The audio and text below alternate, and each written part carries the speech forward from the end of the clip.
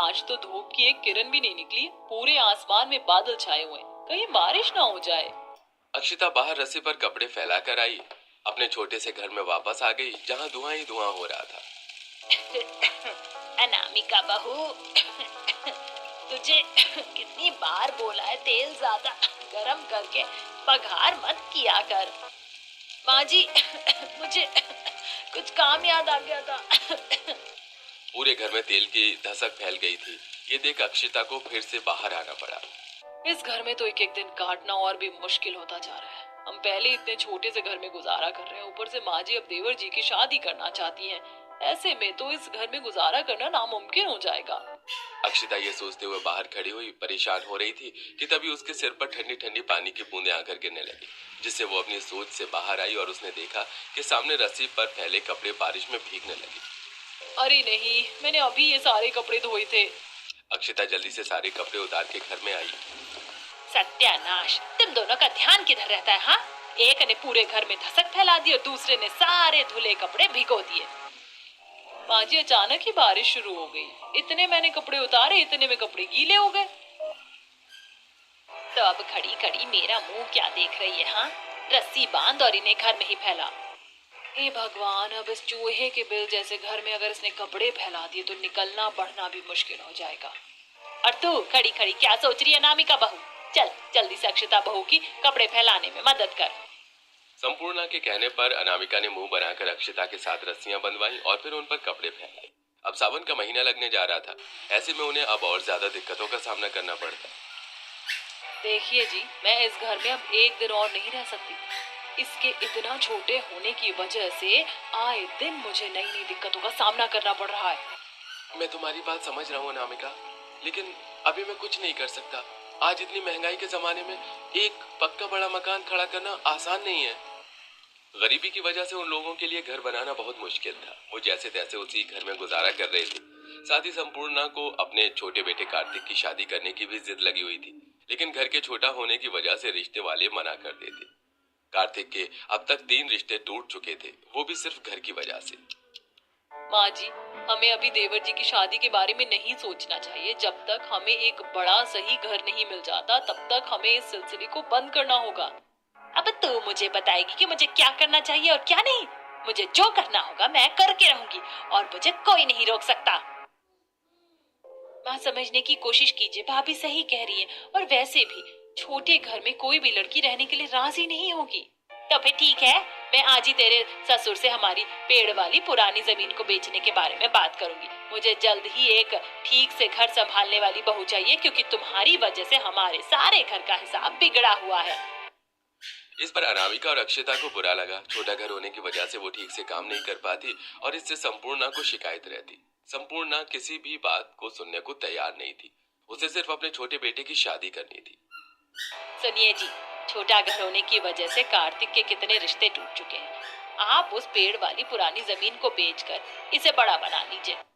संपूर्णा, आखिर तुम्हें कार्तिक की शादी इतनी जल्दी करनी ही क्यों है? हाँ, और अभी उस जमीन को बेचने का कोई फायदा नहीं, वहाँ कोई नहीं रहना चाहता। हाँ माँ, एक तो हमारी जमीन पर इतना बड़ा पेड़ खड़ा हुआ है, ऊपर से आसपास दूर दूर तक सिर्फ वीराना है। ऐसे में वो जमीन बेचना आसान नहीं है, और अगर बिक भी गई तो उसके कोई अच्छे दाम नहीं लगाएगा। सभी ने संपूर्णा को काफी समझाने की कोशिश की, लेकिन संपूर्णा को कोई भी बात समझ में नहीं आ रही थी। फिर अगले दिन पूर्वी माँ जी किस जमीन के बारे में बात कर रही थी? भाभी, यहाँ से काफी दूर हमारी एक पुरानी जमीन पड़ी हुई है जिस पर एक बड़ा पेड़ खड़ा हुआ है। बसावट ना होने की वजह से उस जमीन के अच्छे दाम नहीं लग पाते, इसीलिए हम उसे बेचने के लिए सही समय का इंतजार कर रहे हैं। क्या तुम मुझे वो जगह दिखा कर ला सकती हो? ठीक है भाभी, लेकिन पहले हम सभी खाना खा लेते हैं, उसके बाद हम वहाँ जाएंगे। खाना खाने के बाद पूर्वी अक्षिता को पेड़ वाली जमीन दिखाने लेकर गई। काफी दूर तक चलने के बाद वो उस जमीन के पास पहुंची। वाह, इतना बड़ा पेड़! यकीन ही नहीं होता कि पूरी खाली जमीन पर इतना बड़ा पेड़ खड़ा हुआ है। सच में भाभी, ये पेड़ तो अब पहले से भी काफी बड़ा हो चुका है। इसका तना तो देखो जरा, हमारे घर की चौड़ाई से भी ज्यादा है। पूर्वी, जब ये जमीन भी हमारी है तो क्यों ना हम इस जगह का फायदा उठाएं? लेकिन इसका किस तरह फायदा उठा सकते हैं? अभी तक ये सिर्फ जमीन थी, अब हम इस पर अपना घर बसाएंगे, वो भी इस पेड़ के अंदर। लेकिन भाभी हम पेड़ के अंदर कैसे रह सकते हैं भला? उसके लिए हमें इसमें थोड़ा काम करना होगा। पेड़ को अच्छी तरह सब तरफ देखभालने के बाद दोनों नंद भाभी वापस घर आ गई। बहू, पूर्वी कहाँ चली गई थी तुम दोनों? यहाँ मैं तुम्हें सब तरफ ढूंढ ढूंढ कर परेशान हो रही हूँ। वो माँ जी, हम खाना खाकर थोड़ा टहलने निकल गए थे और टहलते टहलते हमें इतनी देर हो गई, पता ही नहीं चल पाया। कम से कम बताकर तो जाती। चलो दोनों घर के कामों में लगो। संपूर्णा के कहने पर दोनों घर के कामों में लग गई। शाम को जब हर्ष और सूरज काम पर से घर लौटे, तब अक्षिता ने उन दोनों से पेड़ को घर में बदलने की बात की। तुम कैसी बच्चों जैसी बातें कर रही हो अक्षिता? भला हम पेड़ में घर कैसे बनाएंगे? हर्ष जी, वो पेड़ है यानी लकड़ी। आप तो लकड़ी का काम करते हैं ना, तो फिर आपको मेरी बात समझ में आनी चाहिए। मुझे लगता है अनामिका सही कह रही है। हम कोशिश करके देख सकते हैं। भैया, हम उसे सिर्फ समय बर्बाद करेंगे और कुछ नहीं। भैया, एक बार कोशिश करके देखते हैं, क्या पता हम कामयाब हो जाएं। सभी के कहने पर हर्ष ने बात को मान लिया, लेकिन उसे अभी भी इससे शिकायत थी। अगले दिन अक्षिता, पूर्वी, सूरज और हर्ष उस पेड़ के पास पहुंचे और सोच के अनुसार उसकी कटाई करनी शुरू कर दी। वहीं अनामिका, संपूर्णा और हरिवंश के साथ भी। जरा ये देखिए, इसमें तो कितने बड़े बड़े गोल गोल सुराख बने हुए हैं। ये हमारे घर की खिड़कियां बन जाएंगे। वाह भाभी, आपका दिमाग तो बहुत तेज चलता है। चारों ने अपनी पूरी मेहनत से पेड़ में अंदर जाने का दरवाजा और साइडों में बड़ी सुराखों में खिड़कियां बनाई। ये देखिए, क्या इससे कोई फायदा है? ये सिर्फ हमारे घर जितना ही बड़ा है। इसमें भी हमें वही सब परेशानियों को झेलना पड़ेगा। बेवजह ही हमने इस पर अपना समय बर्बाद कर दिया। हर्ष जी, जरा ऊपर देखिए। इस पेड़ का मोटा तना ऊपर जाकर दो हिस्सों में बट रहा है। हम वहाँ पर भी रहने का हिसाब बना सकते हैं। हम वहाँ तख्ते लगाकर दूसरी और तीसरी मंजिल भी बना सकते हैं, लेकिन अभी के लिए इतना काम काफी है। बाकी का काम हम कल करेंगे और हमें इसकी सफाई भी करनी होगी। सावन लगने वाला है, ऐसे में इसमें कीड़े मकोड़े पैदा हो जाएंगे। सूरज की बात सभी को समझ में आ गई। इसके बाद सभी घर वापस चले गए। इसी तरह फिर अगले दिन चारों फिर से पेड़ पर काम करने आए। अक्षिता ने अंदर से पेड़ की सफाई की और फिर दोनों बेटों ने अंदर से पेड़ में काम करना शुरू किया। उन्हें पेड़ के ऊपर दो हिस्सों वाले तने में एक कमरा बनाया। उस पर पहुंचने के लिए सीढ़ियां बनाई और उसमें एक छोटी सी गैलरी भी बनाई। ये कितना सुंदर लग रहा है और इसमें हमारे घर से ज्यादा जगह है। हम ऊपर भी जा सकते हैं।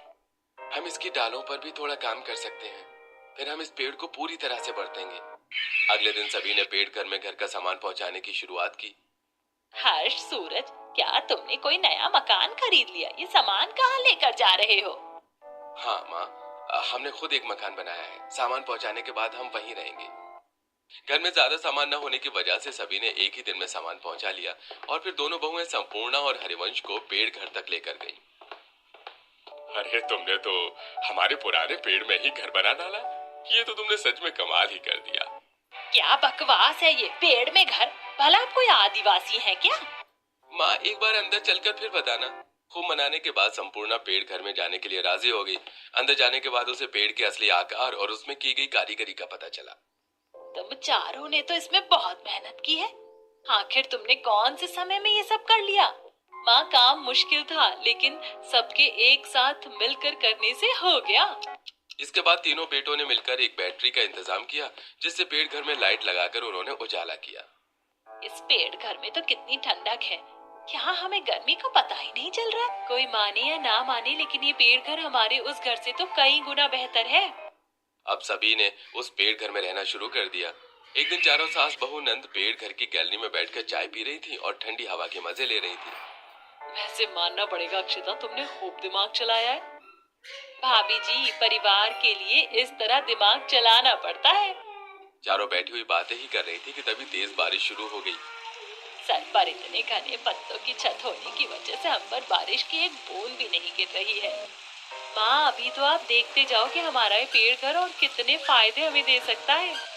शाम को रोज इसी तरह घर की चारों औरतें पेड़ घर की गैलरी में बैठकर चाय पिया करती।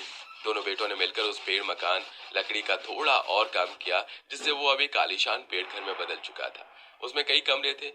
हर कमरे के आगे एक गैलरी थी और हर मोटी शाखा पर एक लकड़ी से बनी रेलिंग लगी हुई थी, जिससे एक से दूसरे कमरे तक आया जाया जा सकता था। आसपास के निकलते बढ़ते लोगों को भी ये कारीगरी देख काफी हैरानी होती। अब तो हमारे पास इतना बड़ा घर है, अब हम आराम से कार्तिक की शादी कर सकते हैं। इस बार कार्तिक की शादी करने के लिए किसी ने मना नहीं किया। लड़की वालों को भी पेड़ घर काफी पसंद आया। गांव की एक सीधी सी लड़की संपूर्णा के घर में बहू बनकर आ गई। शादी के पेड़ घर को दोनों बहुओं ने मिलकर फूलों और लाइट से बड़े अच्छे से सजाया, जिसे देखकर सभी के होश उड़ गए। नई बहू को भी पेड़ घर काफी पसंद आया, लेकिन बदकिस्मती से अब सावन का महीना लग चुका था। रोज रोज बारिश हो रही है, जिससे पेड़ घर की लकड़ी फूलने लगी है। अब तो एक दरवाजा भी खोला नहीं जाता। हाँ भाभी, और सफाई करने के बाद भी घर में जगह जगह कीड़े हो रहे हैं।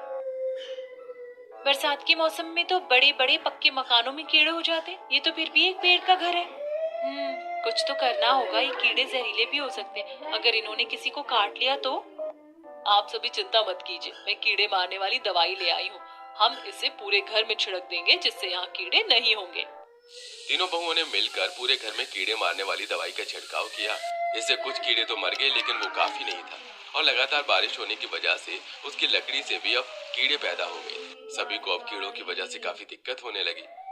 इतनी ज्यादा बारिश होने की वजह से पूरे पेड़ घर में सीलन फैल चुकी है। ऐसे में ऊपर वाली मंजिलों पर रहना ठीक नहीं होगा। इस मौसम में लकड़ी फूल